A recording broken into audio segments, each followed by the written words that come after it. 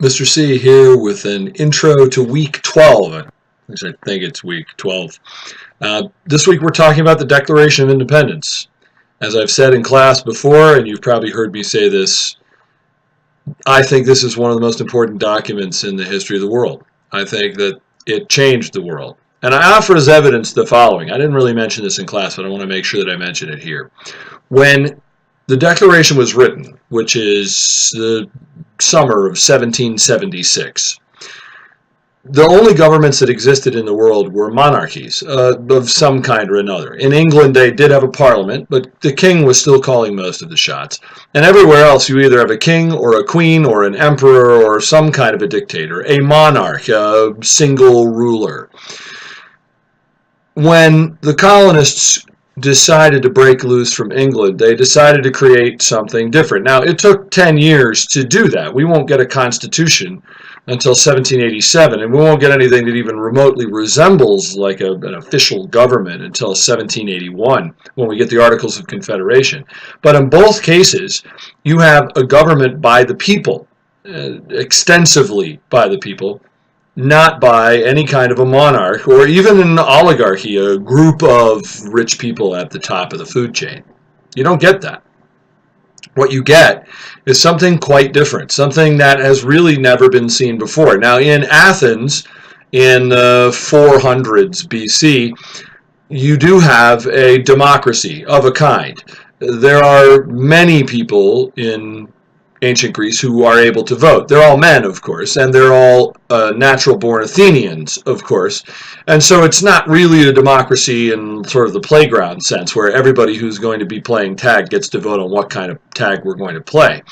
You also have a sort of a republic in Rome. It's much closer to our form of government, but again, only natural-born Roman citizens, only men, are able to vote, and eventually that system collapses, although it mostly is taken over by people who want to turn it into an empire, which is kind of a lesson for us.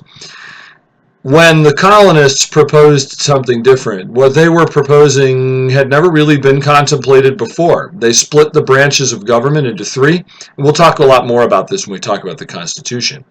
But they gave the people the power that had previously only belonged to monarchs, had only belonged to kings.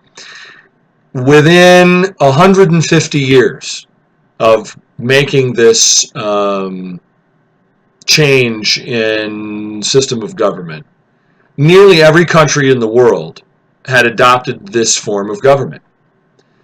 Now, in the modern age, we do still have dictators and we have kings and queens, but generally speaking, all the power in almost every country in the world belongs to the people. There is no country in the world that doesn't have a legislature. There is no country in the world that doesn't have a judiciary, more or less independent of the legislature. And the concept that you would split the branches of government, that the powers of government would not all belong to one person, was so radical that it changed the world. In fact, it changed the entire world. Whereas in 1776, everyone in the world was living under a king, by 1980, 1985, you had every government, every person in the world living under some sort of a representative government, even if it was a communist government where they don't really behave as if you have any power. There's still a legislature. Even in North Korea, they have a legislature. That doesn't really amount to much, but they have one.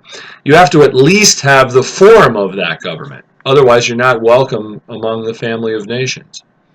Within the course of a couple of hundred years, what was written in the Declaration of Independence and what followed in the Constitution changed the face of the world so dramatically that it wiped away 6,000 years of human history and how humans were governed and how we thought about how humans should be governed and what their rights were. Seems to me pretty significant. So this week's job is to look at this document a little closer and see if we can figure out why it is that it ended up being so influential. That's your task anyway. I'll see you in class.